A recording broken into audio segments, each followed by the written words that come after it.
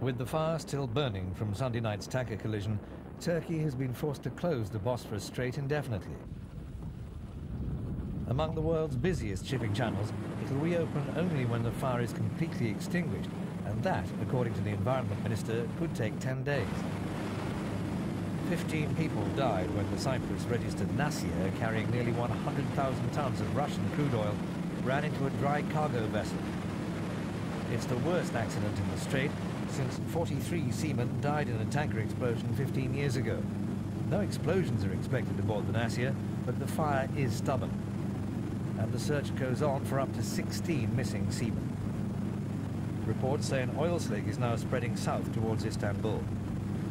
Worried about the environmental risks from increasing shipping, Turkey unveiled new safety rules in January, but doesn't plan to enforce them until July. Ultimately, it wants pipelines, not tankers, to transport oil and gas from the former Soviet Union across its territory into Europe. In the meantime, a radar scanning system is to be installed to monitor traffic through the Bosphorus and Dardanelles Straits.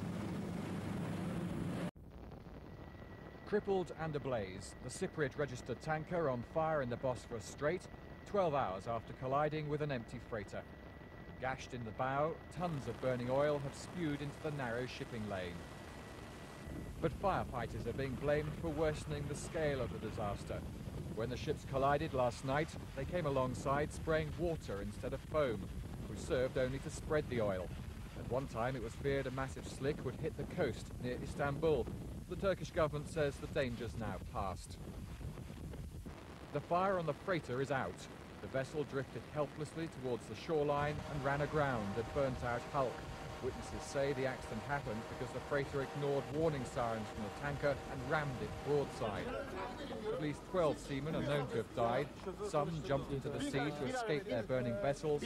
Others were badly injured, were ferried to nearby hospitals. But some are still not accounted for. It's clear the number of dead could go higher. The tanker's now been towed towards the open sea, where it will be allowed to burn itself out. That's likely to be in several days, while an inquiry into how the accident happened in the first place gets underway in Turkey.